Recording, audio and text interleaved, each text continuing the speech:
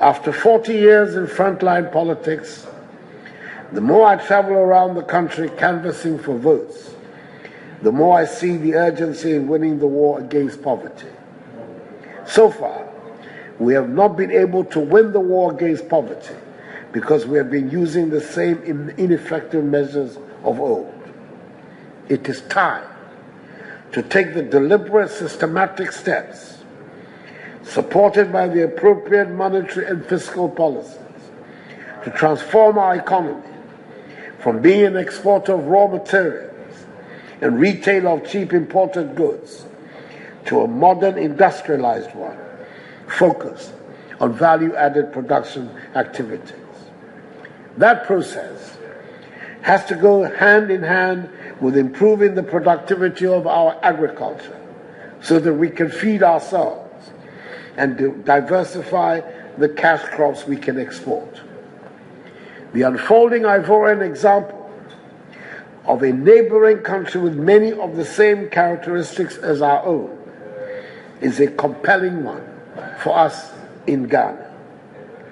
The current annual export value of Ivorian agriculture is 12 billion United States dollars.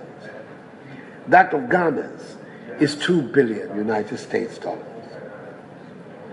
We will have in our time to meet the challenges of environmental degradation and climate change. We ignore these matters to our peril. The reforestation of our lands and the reclamation of our water bodies, apart from helping to meet these challenges, should also provide opportunities of large-scale employment for our people. The greening of Ghana is both desirable and productive. Our new status as a producer and exporter of petroleum offers us the perfect opportunity to create here in Ghana a petrochemical industry, including monetizing our gas to create a multi-billion-dollar gas feedstock industry. We have the opportunity to make Ghana a regional production and manufacturing center by weaving together our numerous national resources like food produce, extensive cash crops, gold, bauxite, iron ore, oil, and gas, with our talents and energy to turn our nation into an economic powerhouse in West Africa and beyond.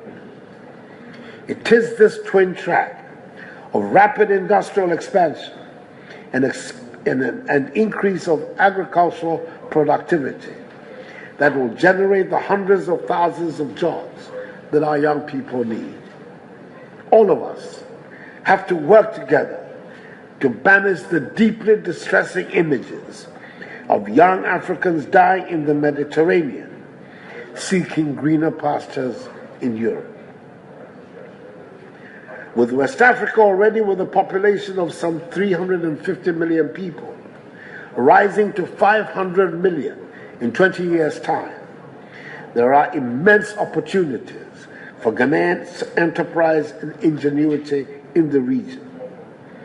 Ghanaians have every interest in taking the lead to convert the West African regional community, ECOWAS, into a genuine regional market, and indeed in helping to facilitate the wider efforts of continental integration and unity.